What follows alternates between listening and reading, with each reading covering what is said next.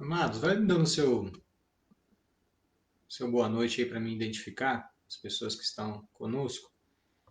Infelizmente, nós acabamos aí perdendo até uma quantidade de pessoas aí por conta dessa parada, tá? Eu vou aguardar 2 minutinhos para ver se o pessoal consegue entrar novamente, tá bom? Só peço um pouquinho aí da sua paciência, tá? Só um momentinho só. O pessoal já está entrando já.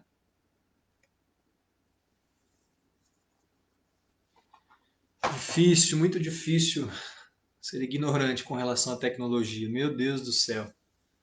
A gente apanha demais. Torcer pro Caleb ficar adolescente logo para ele me ajudar aqui.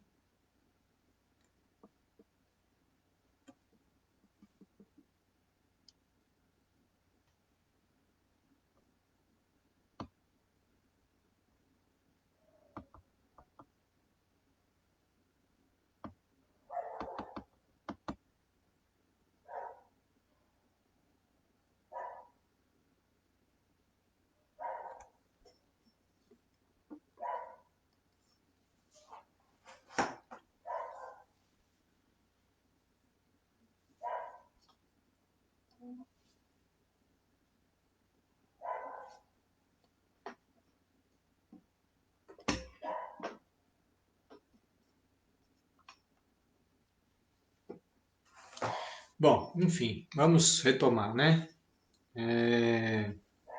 Isaías 65.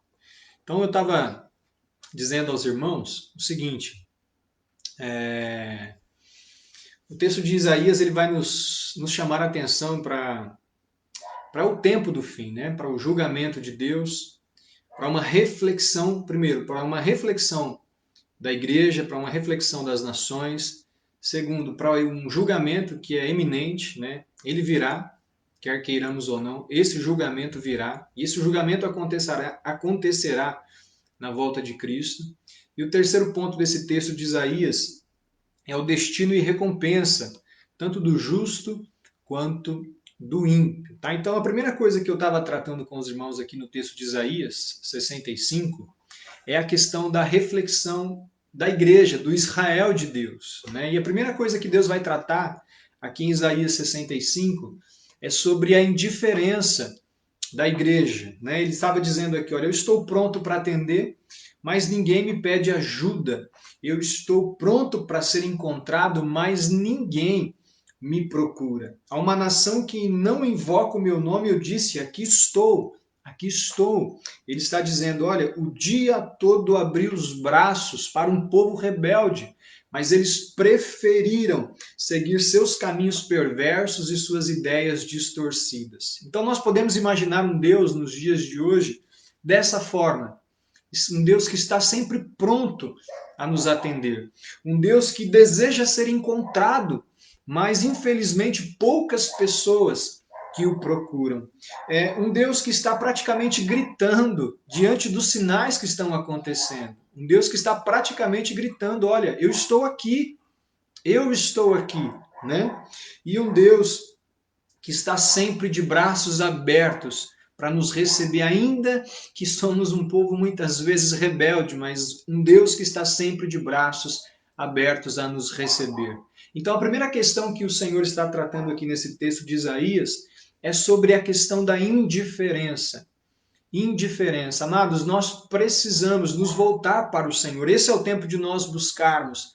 Esse é o tempo de nós clamarmos ao Senhor. Esse é o tempo de nós o buscarmos, de nós procurarmos a Deus.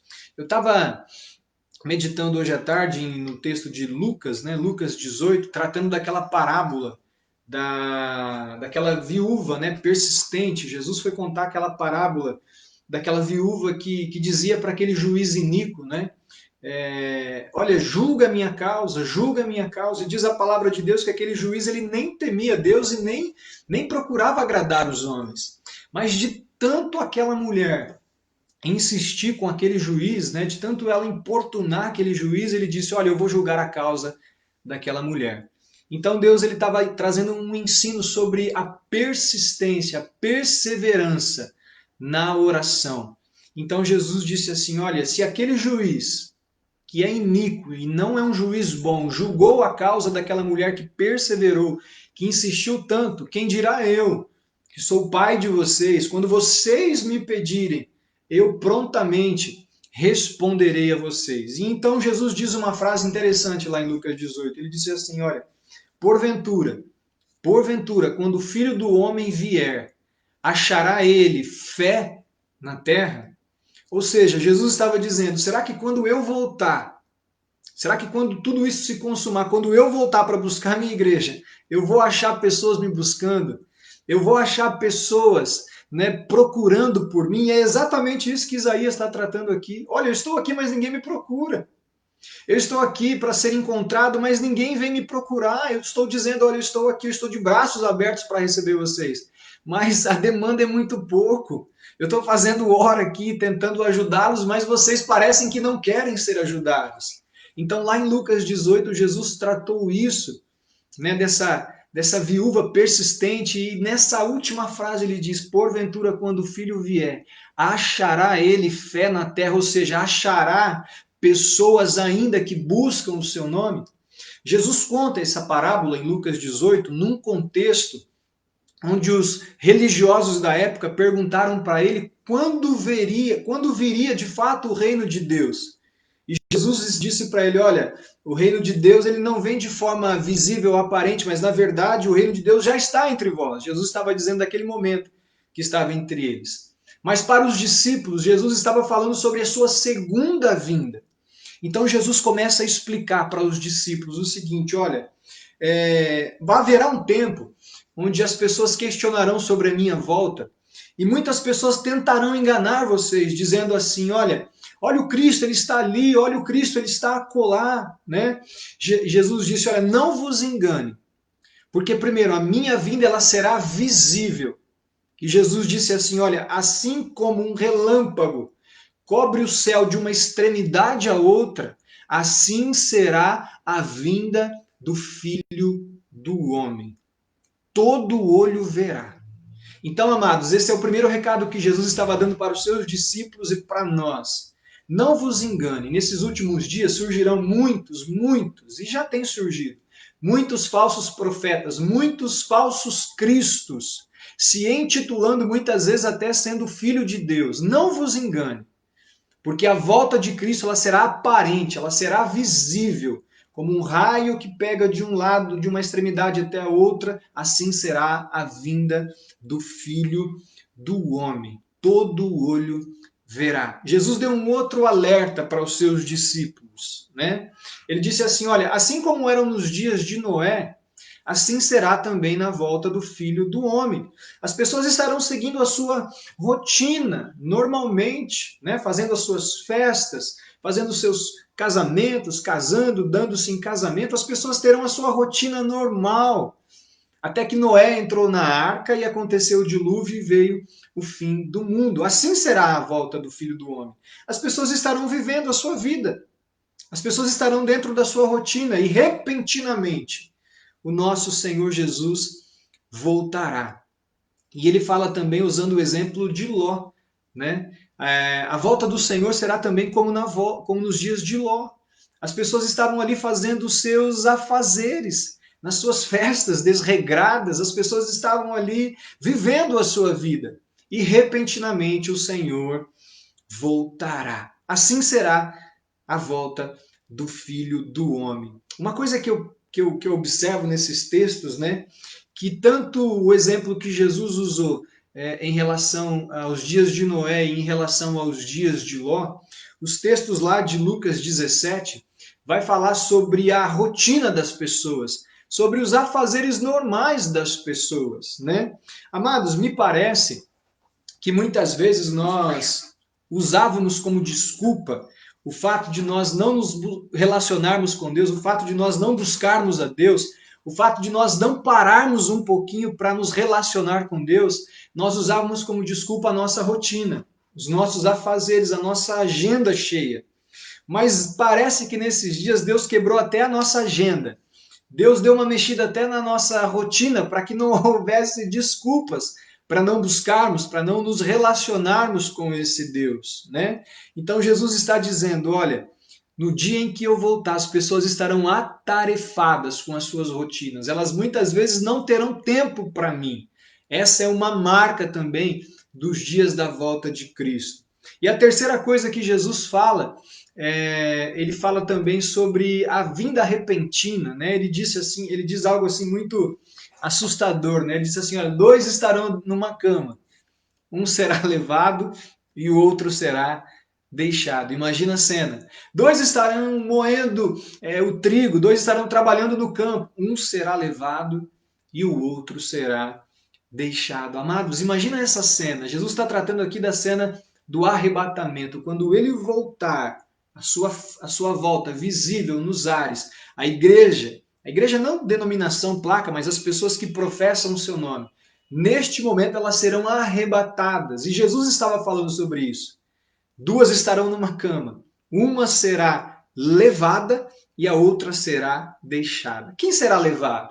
Será levado, ou seja, será arrebatado para se encontrar com Jesus aquelas pessoas que professam o seu nome, aquelas pessoas que não vivem uma fé só de fachada, mas aquelas pessoas que realmente desejam praticar a palavra de Deus, aquelas pessoas que realmente professaram a sua fé em Cristo Jesus.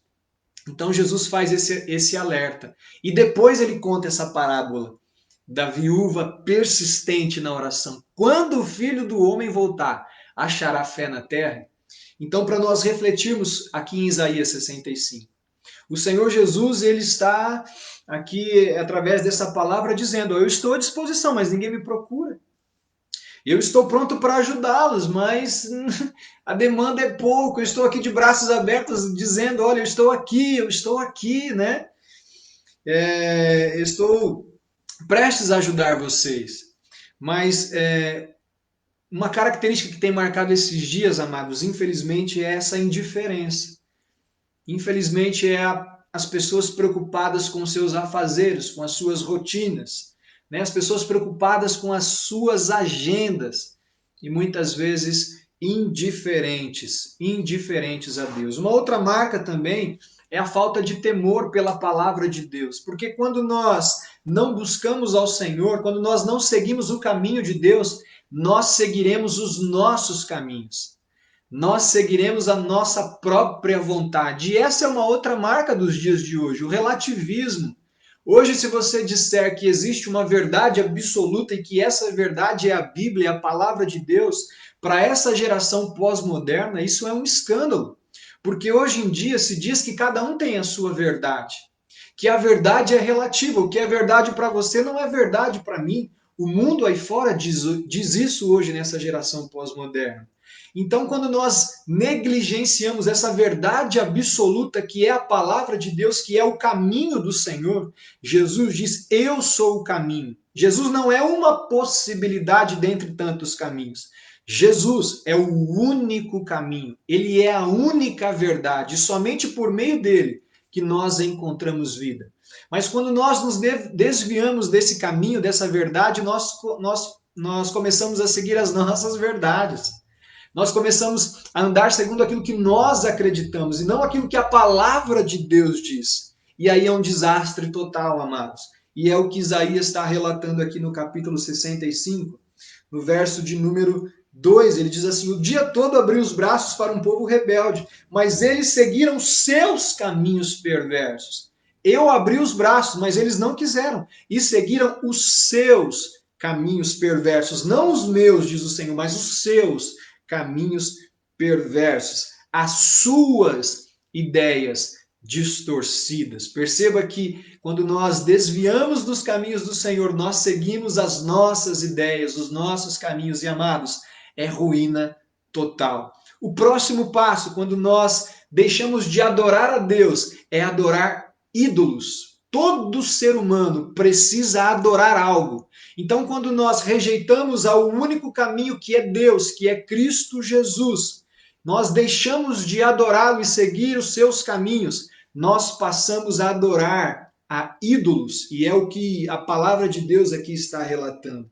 Diz assim: o dia todo me insultam abertamente, verso 3, ao adorarem ídolos em seus jardins e queimarem incenso em seus altares. Idolatria é o próximo passo. Amados, preste bem atenção.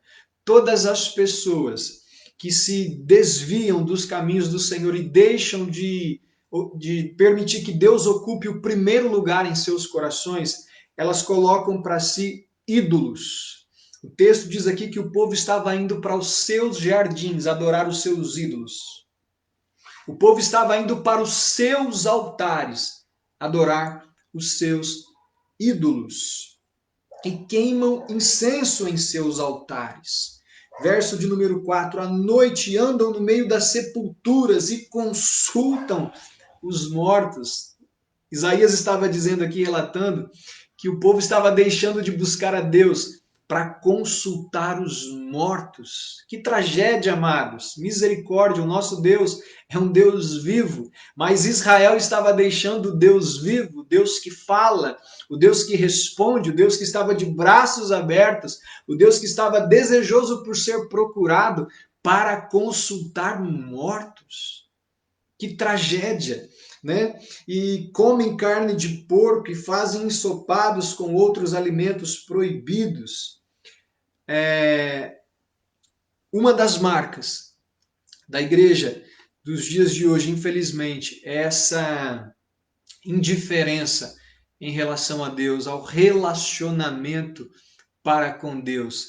A segunda marca é uma igreja muitas vezes idólatra, uma igreja muitas vezes que deixa de seguir o caminho que é o caminho correto, o caminho do Senhor, para seguir os seus próprios caminhos. E uma terceira marca é a desobediência à palavra de Deus. É a falta de reverência, a falta de temor à palavra de Deus. Deixar de ouvir Deus para ouvir mortos. Deixar de adorar Deus para adorar ídolos. Infelizmente, nós temos vivido dias assim. E no verso de número 5 ele diz: apesar disso, dizem uns aos outros, não se aproxime, pois vai me contaminar, sou mais santo que você. Aqui mostra que o Senhor está tratando justamente da igreja. Uma igreja muitas vezes indiferente, uma igreja muitas vezes idólatra, uma igreja muitas vezes que não tem temor pela palavra de Deus, uma igreja que muitas vezes não se relaciona com esse Deus, mas uma igreja que permanece religiosa. Porque o texto está dizendo aqui que a igreja está dizendo para as pessoas: olha, por favor, não se aproxime de mim, porque eu sou mais santo que você. Uma grande hipocrisia, né? Uma igreja que muitas vezes se esconde atrás de uma máscara de religiosidade. Amados, parece que nesse tempo agora de pandemia, que nós estamos assim, né, praticamente ficando em casa, aquela muleta dos cultos públicos, né? Não que isso seja uma muleta, mas para quem é apenas religioso, era apenas uma muleta. Hoje, se nós quisermos nos relacionar com Deus, nós não temos mais os cultos públicos nos templos. Nós temos a palavra de Deus dentro da nossa casa. E nós temos a iniciativa de abrir a nossa boca, de desligar os nossos entretenimentos para buscar a Deus. Ou nós fazemos isso, ou a nossa fé se esmorece. É por isso que nos dias de hoje, infelizmente, né, infelizmente por um lado, nós vamos acabar, não gostaria de dizer isso, mas é a realidade e eu já tenho visto isso. A igreja, de uma forma geral, vai acabar perdendo muitas pessoas, porque muitas pessoas elas estavam apenas escoradas na religiosidade. Estavam vivendo isso que Isaías estava dizendo aqui, indiferentes a Deus, sem buscarem a Deus, sem clamarem a Deus, vivendo seus caminhos perversos, vivendo segundo a sua vontade, adorando outros ídolos, negligenciando a obediência à palavra de Deus, mas pensando ser cristãos. Hoje essa muleta da religiosidade nos foi tirada e só vai permanecer aqueles que exercitarem esse relacionamento com Deus. Aqueles que aprofundarem o seu relacionamento para com Deus. E essa postura de indiferença e essa postura de negligenciar a palavra de Deus, de adorar outros ídolos, Isso estava irritando Deus, segundo Isaías. Olha o que ele diz aqui na parte B do verso número 5. Ele diz assim: essa gente é fedor em minhas narinas, fumaça irritante que nunca passa. Eu imagino que se existe algo que irrita a Deus, que deixa Deus assim, como o texto diz aqui, né, como uma fumaça irritante que nunca passa, é como um fedor em suas narinas, é essa máscara que muitas vezes a igreja vive. É essa fama de que é, mas na verdade está morto, como diz lá em Apocalipse.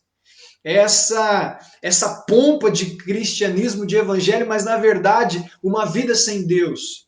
Uma vida sem relacionamento com Deus, uma vida sem obediência à palavra de Deus, uma vida indiferente a Deus, uma vida não de adoração a Deus, mas de adoração aos ídolos, uma vida onde eu dedico mais a minha vida, o meu tempo, o meu dinheiro, tudo que há em mim para as minhas coisas, para os meus caminhos, e negligencio a Deus. Esse tipo de atitude, esse tipo de postura, esse tipo de igreja superficial, diz aqui a palavra de Deus, que irrita a Deus como uma fumaça. Amados, eu não sei você aí que está me ouvindo, mas de vez em quando, assim, tem algum vizinho seu que vai e coloca fogo lá no... junta um monte de galho e coloca fogo lá no quintal, e aquela fumaça, né, daquele fogo, principalmente em dias quentes, né, começa a vir para a sua casa, começa a entrar pela porta da sua casa, na sua janela, e aquilo começa a te irritar. Né? Se você não segurar, aí você sai até da bênção, né? Você quer brigar com o vizinho. Você fala, oh, rapaz, apaga esse fogo porque está me irritando aqui. E é justamente isso que Deus sente de uma igreja dessa forma. É como um fedor em minhas narinas. Eu me lembro do tempo que eu estudava, né? Ainda, já faz um tempinho, mas a gente soltava na classe muitas vezes aquele fedorzinho. Não sei se você já fez isso, né? E negócio que fede. Aquele negócio começa a espalhar e começa, meu Deus, irritar a galera toda. Né? A gente fazia isso na sala de aula. E aquilo começa a irritar. E é dessa forma, muitas vezes, imagino eu, segundo aqui Isaías 65, que Deus sente, o sentimento de Deus muitas vezes pela indiferença da sua igreja, amados. Sabe, nós temos vivido dias assim de extrema indiferença.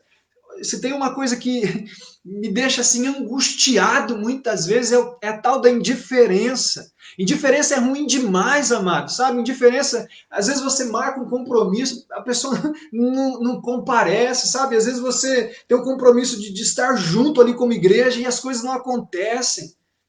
Indiferença. Indiferença.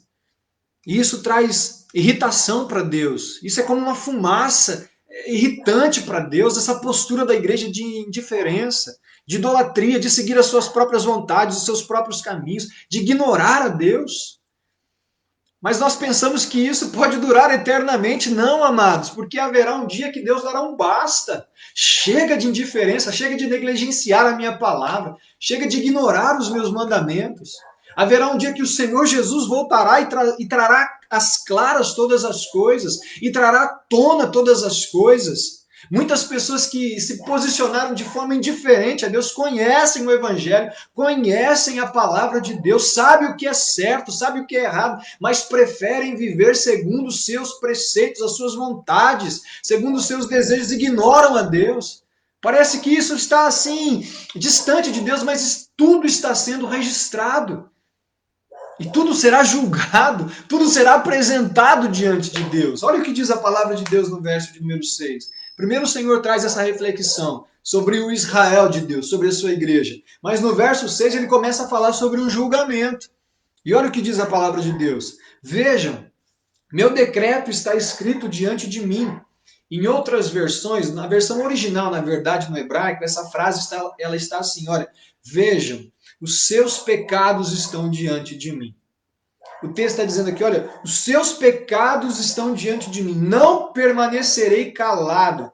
Retribuirei conforme merecem. Sim, eu lhes darei o que merecem. Amados, nós não podemos pensar, imaginar que Deus não está vendo, que Deus não está ouvindo nada, que Deus está vendado de forma alguma. Os olhos do Senhor são como chamas de fogo sobre a face dessa terra. Deus vê tudo, Deus ouve tudo, Deus sonda os nossos corações, Deus conhece a nossa mente, Ele nos esquadrinha, diz a palavra de Deus. E haverá um dia que toda essa indiferença será punida. Haverá um dia que todo esse lamaçal de pecado será trazido à tona. Haverá um dia que toda a idolatria, todo o abandono a Deus será trazido à tona, porque diz a palavra de Deus que tudo está registrado diante dele, amados.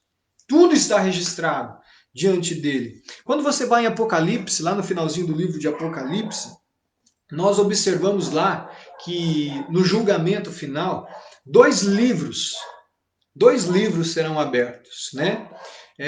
Primeiro livro, o livro das nossas obras, tudo que nós fizemos. A Bíblia fala que nós daremos conta de cada palavra ociosa que saiu dos nossos lábios. Então, dois livros. O primeiro livro, o livro das nossas obras.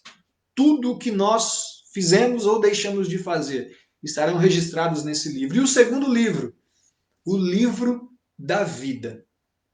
E a palavra de Deus diz que aqueles que tiverem o seu nome escrito no livro da vida, ou seja, aqueles que confessaram a Jesus como Senhor e Salvador de suas vidas, aqueles que creram em Jesus e o confessaram, estarão com seus nomes registrados no livro da vida. Mas aqueles que não tiverem o seu nome registrado no livro da vida serão lançados no lago de fogo e enxofre. E esse outro livro, pastor?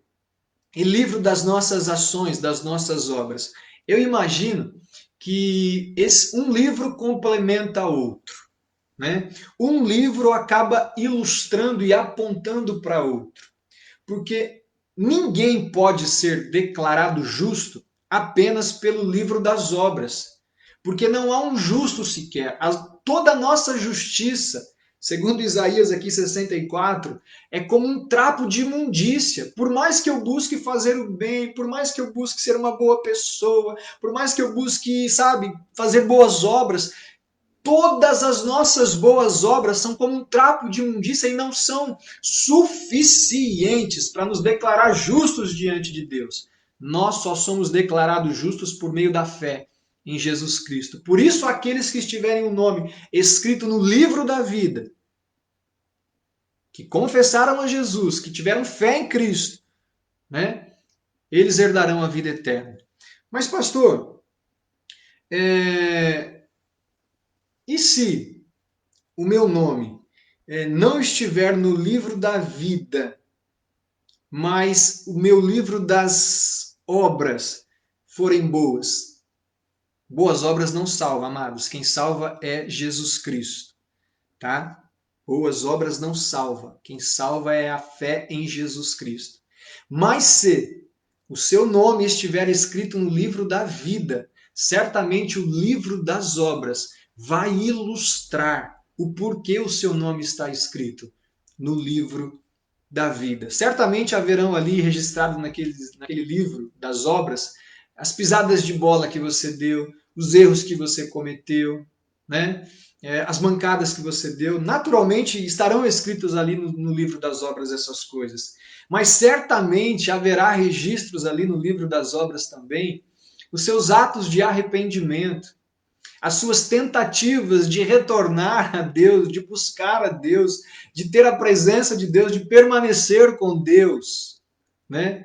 Um livro vai ilustrar o outro. O que o texto está dizendo é que tudo estará registrado, tudo virá à tona diante de Deus, diz a palavra do Senhor.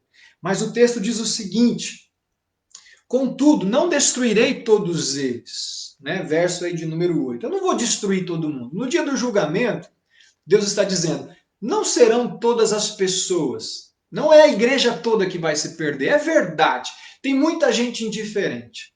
É verdade, tem muita gente que deixou de seguir a Cristo para seguir os seus próprios caminhos. É verdade, tem muita gente que está negligenciando a palavra de Deus e vivendo em desobediência. É verdade. E é verdade que um dia eu vou julgar. E é verdade que um dia todos esses atos estarão diante de mim. É verdade. Porém, eu não vou destruir todos. Não é todo mundo que se comporta dessa forma. Não é todo mundo. Olha o que ele diz, verso de número 8. Contudo, não destruirei todos eles, diz o Senhor. É possível encontrar uvas boas num cacho de uvas podres. Não é o cacho todo que está podre. Tem uvas que ainda estão legais. Tem uvas que ainda estão boas. Diz a palavra de Deus. Assim também não destruirei todo Israel, pois ainda tenho ali servos fiéis. Há um remanescente fiel. Diz a palavra de Deus: preservarei um remanescente do povo de Israel e de Judá para possuir a minha terra. Olha que coisa linda, amados. Deus está nos trazendo uma reflexão da maneira como nós temos sido igreja, e o Senhor trará julgamento. E aquelas pessoas que estão decidindo viver, infelizmente, indiferentes a Deus, aquelas que estão apostatando, aquelas que estão seguindo seus próprios caminhos, elas receberão a paga disso tudo. Mas o Senhor também está dizendo, não é todo mundo que vai sofrer o dano. Não é todo mundo que está vivendo desse jeito. Existe um povo aí, né? Pode ser que boa parte, talvez todos que estejam me ouvindo aqui, façam parte desse povo. Há um povo aí, né, que faz parte desse cacho de uvas que está legalzinho, não está podre. Por quê? Porque esse povo decidiu permanecer fiel. Porque esse povo decidiu não se corromper, não se contaminar. Há um remanescente fiel, amados. Lembre-se sempre disso. Em meio a um cacho de uvas, onde muitas delas estão podres, existem uvas que estão excelentes, que dá para fazer um vinho, um suco de excelente qualidade. Essas uvas são as uvas fiéis. Essas uvas são aquelas que preservaram a sua vida nos caminhos do Senhor, mesmo em meio a tudo que nós estamos vivendo. Oxalá que eu e você sejamos essas uvas boas. Oxalá que eu e você possamos permanecer firmes, fiéis, incorruptíveis, firmes na palavra de Deus. E o Senhor diz assim no verso de número 11: Mas porque vocês abandonaram o Senhor e se esqueceram de seu santo monte, e porque prepararam banquetes para honrar a Deus a sorte, oferecer vinho misturado ao Deus destino, hoje eu destinarei a espada, todos vocês se curvarão diante do carrasco. Pois quando chamei não responderam, quando falei não ouviram, praticaram o mal bem diante dos meus olhos e escolheram fazer o que desprezo. Amados, haverá um julgamento. Haverá um julgamento e o julgamento começa pela casa de Deus. O Senhor está trazendo reflexão para a igreja de Cristo, para o Israel de Deus. E o recado é: não viva indiferente. E o recado é não abandone o caminho do Senhor, o único caminho que é Cristo, para viver os seus próprios caminhos. Não deixe de viver a verdade que é Cristo, para viver a sua verdade. Não deixe de adorar a Deus para adorar os seus ídolos. Adore a Deus. Viva segundo a palavra de Deus. Não causemos irritação, não sejamos fedor nas narinas de Deus, porque certamente o julgamento virá. E a mão do Senhor pesará no julgamento para aqueles que viverem dessa forma. Mas o Senhor está dizendo: há um remanescente fiel. Há uvas boas em meio a um cacho que está podre. Há uvas boas. E o Senhor termina dizendo sobre a recompensa, tanto dos ímpios quanto dos justos. Verso de número 13, ele diz assim: olha, portanto, assim diz o Senhor soberano: meus servos comerão, mas vocês passarão fome. Meus servos beberão, mas vocês terão sede. Meus servos se alegrarão, mas vocês serão humilhados. Meus servos cantarão de alegria, mas vocês gritarão de tristeza e desespero. Seu nome será maldição entre meu povo escolhido, pois o Senhor soberano os destruirá e chamará seus servos por outro nome.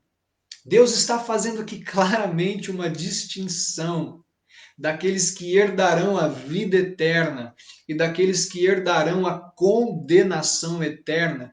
Uns beberão, outros sentirão fome. Uns se alegrarão, outros sentirão angústia. Uns serão humilhados, mas outros sentirão alegria. O julgamento, a recompensa final. Verso de número 17. Vejam. Crio novos céus e nova terra, e ninguém mais pensará nas coisas passadas. Que promessa maravilhosa, amados. O Senhor criará novos céus e nova terra, e nós já não pensaremos nas coisas passadas. No novos céus e nova terra, não haverá mais pandemia. Novos céus e nova terra, já não haverá mais tristeza, dores, enfermidades, depressão, porque depressão muitas vezes é acúmulo de situações passadas que nós ficamos nos martirizando, né? O texto está dizendo aqui que nos novos céus e na nova terra já não haverá lembrança das coisas passadas, aquelas feridas muitas vezes que nos machucam. Alegrem-se e exultem para sempre em minha criação. Vejam, criarei Jerusalém para ser um lugar de celebração.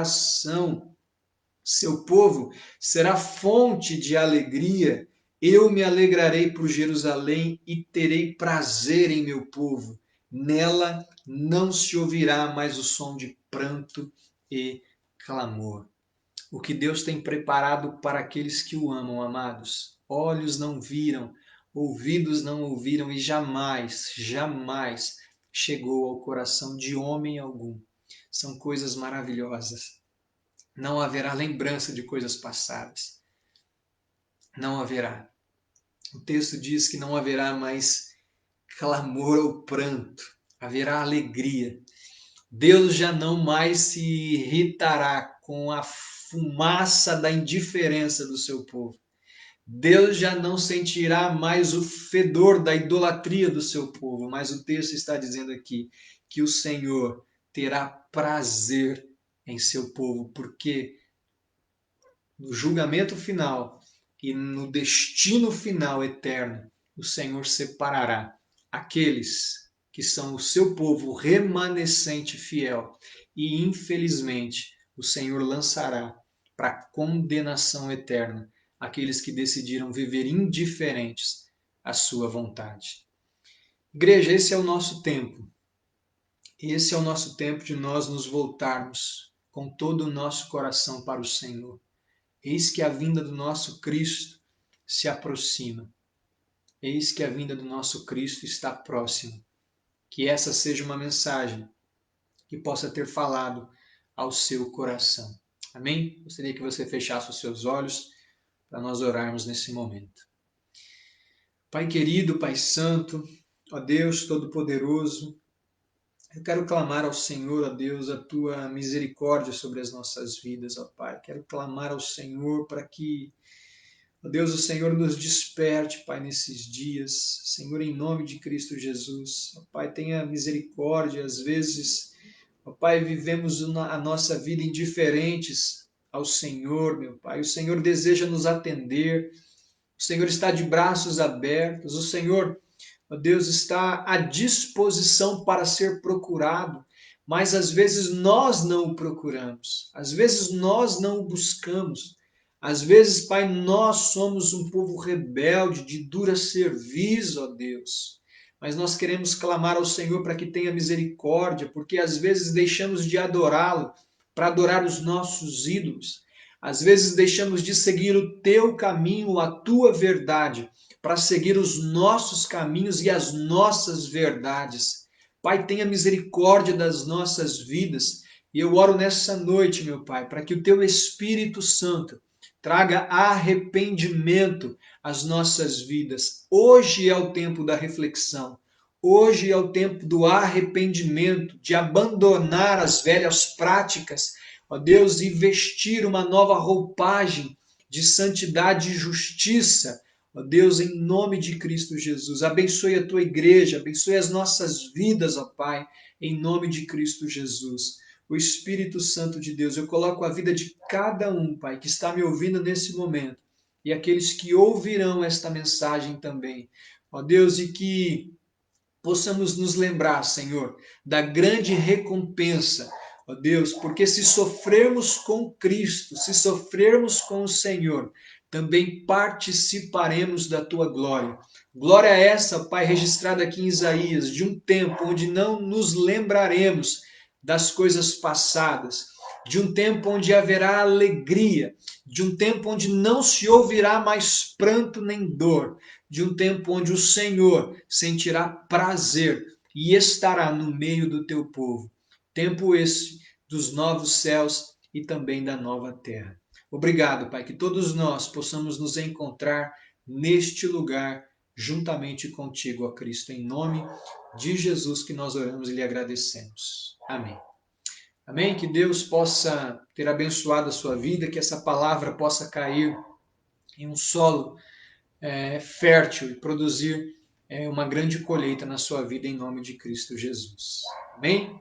Deus abençoe a sua vida e eu gostaria de orar. Eu não estou aqui com os seus pedidos de oração, né? Talvez você tenha colocado aí, mas pela minha ignorância aqui com a tecnologia eu não vou conseguir lê-los, tá? Mas eu vou orar de uma forma geral para que Deus possa abençoar a sua vida, tá bom? Oremos mais uma vez. Pai, eu quero apresentar cada uma das vidas, ó Deus, que me acompanham. Talvez algumas delas estejam passando por algum tipo de necessidade, algum tipo de angústia nesse momento. Pai, eu quero pedir ao Senhor, eu quero clamar ao Senhor, meu Pai, que venha em nome de Jesus responder à necessidade de cada um dos teus filhos e filhas, ó Pai.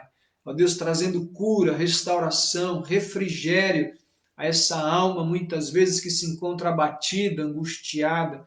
Fortalece a fé, Senhor, dos meus irmãos, em nome de Cristo Jesus, ó Deus. Abençoe a família, guarda, protege, traga o livramento do Senhor, ó Pai, em nome de Cristo Jesus, ó Deus. Eu apresento, Senhor, a vida de cada um destes, meu Pai. Oro grato ao Senhor, crendo na tua resposta, em nome de Cristo Jesus. Amém.